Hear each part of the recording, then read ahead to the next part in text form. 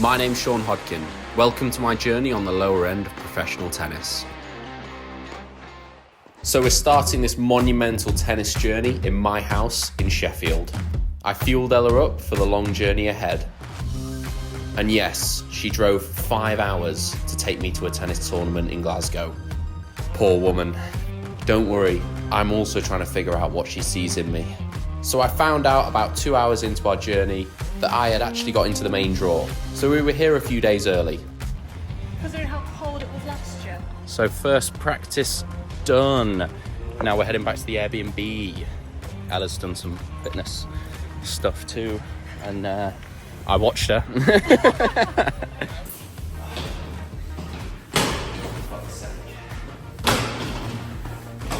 is how my last suitcase broke. It's the 3rd floor. More bags!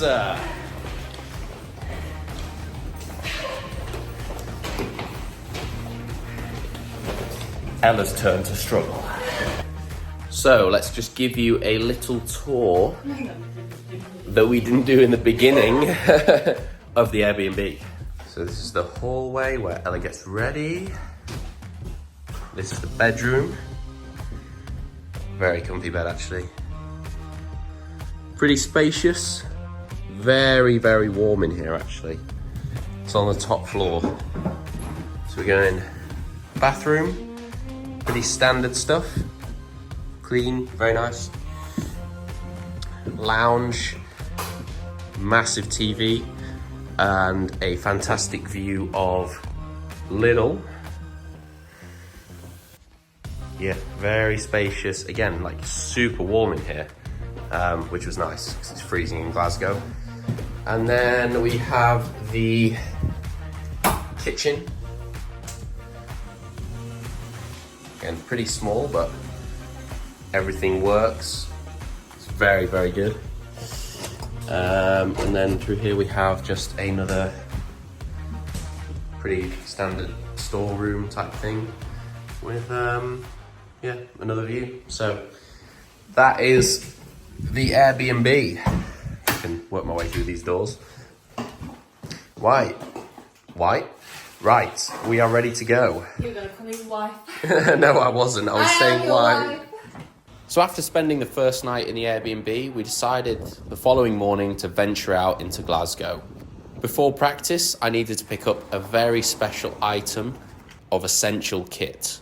It was boxer shorts. So we walked into the city, had a little explore around, and tried to keep Ella from getting distracted, which is easier said than done. And then we headed to the nearest Sports Direct and picked up the acquired item. Before we left the city, I felt my energy levels dipping a little bit, so I had to get a coffee, of course. And then we headed back to the Airbnb where we prepared to go and train.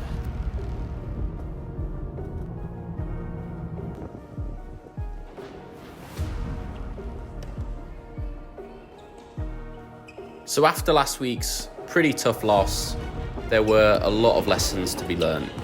I had a lot of things in my notes that I wanted to work on. Footwork being one of the main things, just keeping light, loose, trying to increase my speed a little bit around the baseline and moving onto the ball. And then also the consistency of my forehand. As well as keeping everything else tuned up, there were some areas that needed more attention than others.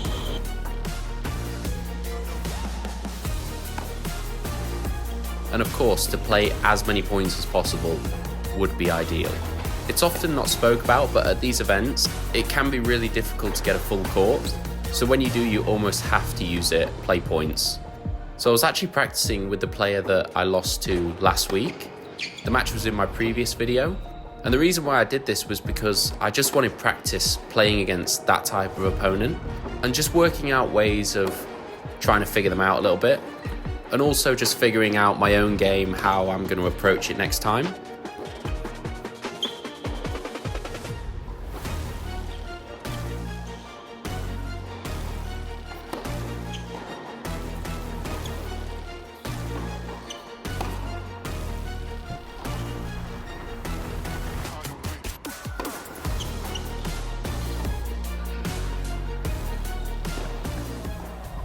So after a pretty solid practice session, We headed back to the Airbnb. I watched Ella cook dinner, which was pretty amazing, to be honest. It's actually so handy having somebody that can cook. And then we settled in for the night. So, the day before main draw starts.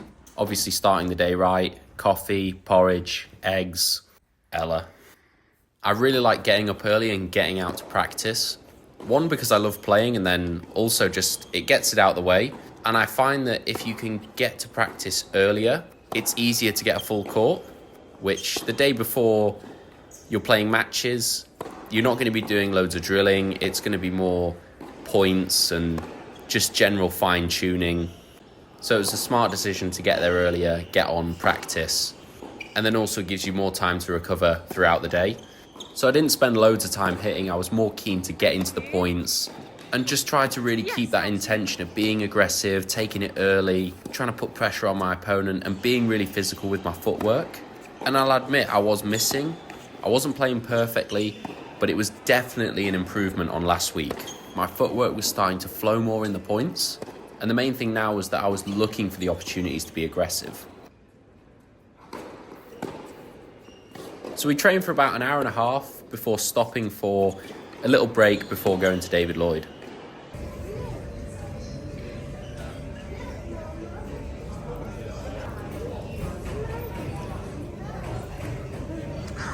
You too. My pro career starts tomorrow. To David Lloyd. Yeah. Actually, you can't put that I have to beep that out. Yeah. So we had to refuel with a bit of lunch and get Ella some chocolate before she has another EPB.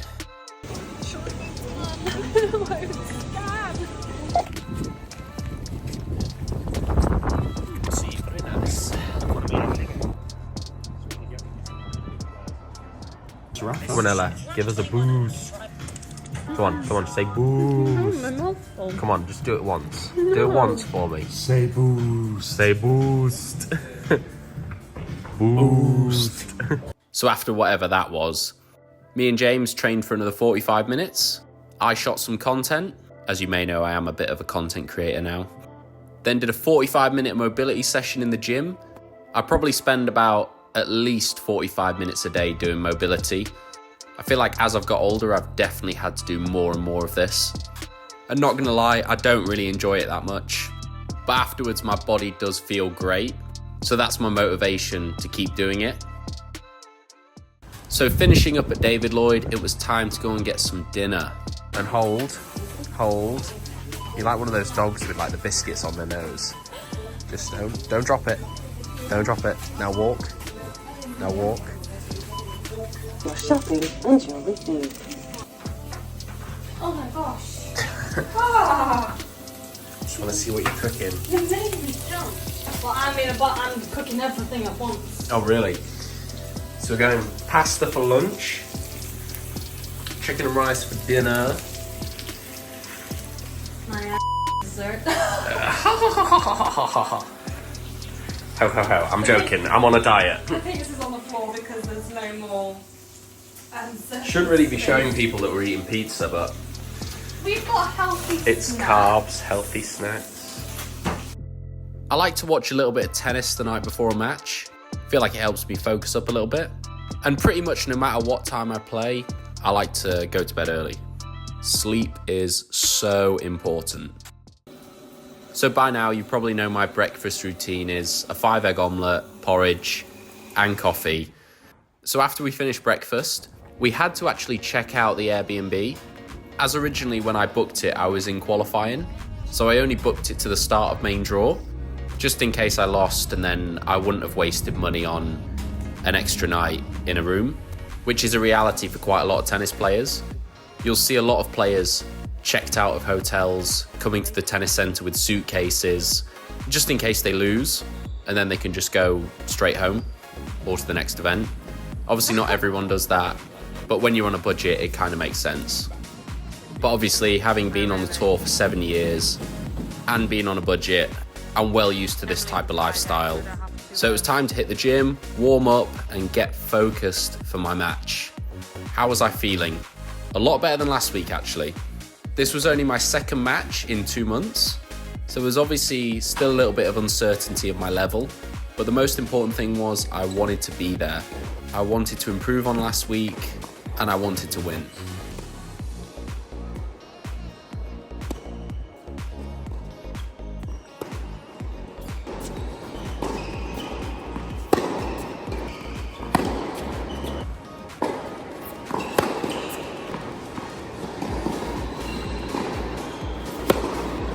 So after the gym session, half an hour hit, it was time to put my headphones on, have a coffee, and get in the zone. So my opponent today was Harry Wendelken, 750 in the world. Now I've played Harry quite a few times, and we've both beaten each other a couple of times each, so it's going to be a tough match. Harry's a little bit younger than me, he's 22, and he's a very talented player who's getting better all the time. So I knew I was going to have to play really well and probably bring something a little bit different to this match.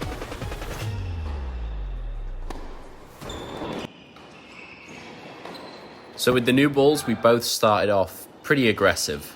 I think the start of matches is a perfect time to send a message to your opponent. I always feel like it's easier to start aggressive and then slowly bring your margins in, rather than start passive and build your way up. But that's just my personal opinion. I know that some players are different.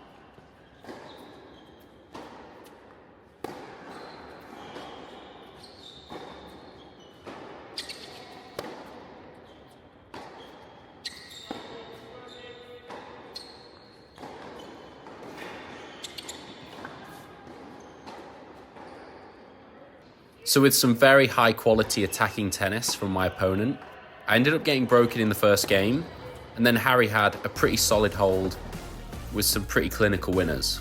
But after the 2-love lead, it started to even up a little bit.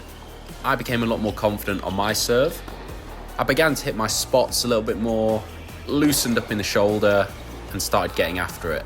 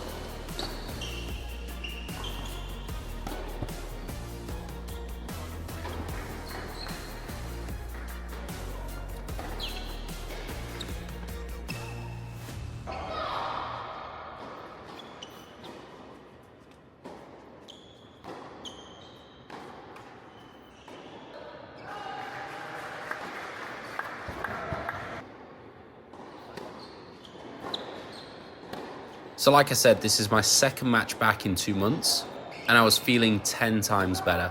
Far more confident on the forehand side.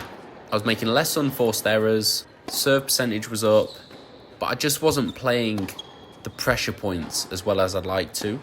Giving away a few cheap errors, dropping my depth, that sort of thing.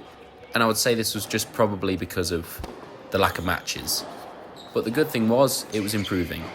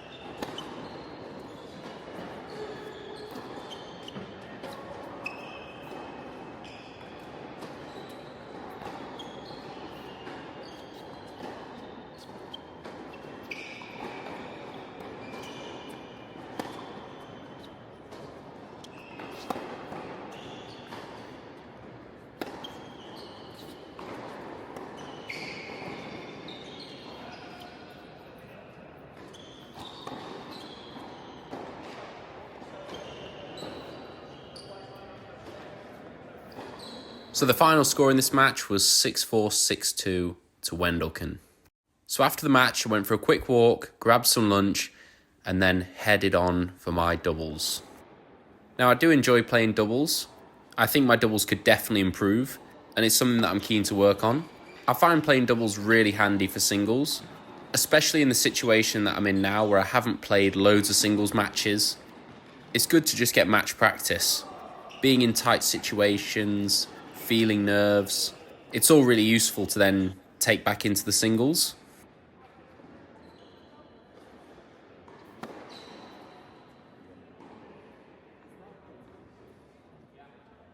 So the doubles was a lot closer than the singles.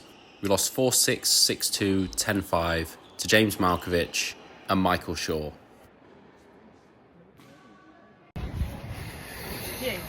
Oh. So that is our trip to Scotland at a very abrupt end. Brutal. Yeah, really difficult, obviously. With the amount of matches that I played, I'm actually pretty happy with my level. Obviously, it's still really hard to lose. It's gutting, especially in the doubles. Like, you know, the singles I wasn't really that close, but the doubles we were very close, and just a few points here and there, like it always is, really. You know, we would have taken it. So now it's a very long drive home. Your blue bag was there. Struggling to fit stuff in the car once again because of Ella's crap. No, so you go to the middle door and chuck your blue bag there. This is definitely the toughest part about the tennis journey. Travelling home after a loss, replaying points and chances over and over again in your head. And because the journey is so long, there's not many places to eat on the way back, so you have to resort to getting fast food, because you know it's going to be too late by the time you get back to cook dinner. I think we were due back at 12 o'clock. Don't get me wrong, Ella was really happy with a selection of 20 chicken nuggets and large fries, but it's not the point. Entrance fries. Ella's payment for the last 5 days, driving my sorry ass around. So the realisation was setting in that there was only one more tournament left in the UK before the end of the year. I was slipping down the rankings as my points were dropping off from last year, so the pressure was mounting and I was running out of money.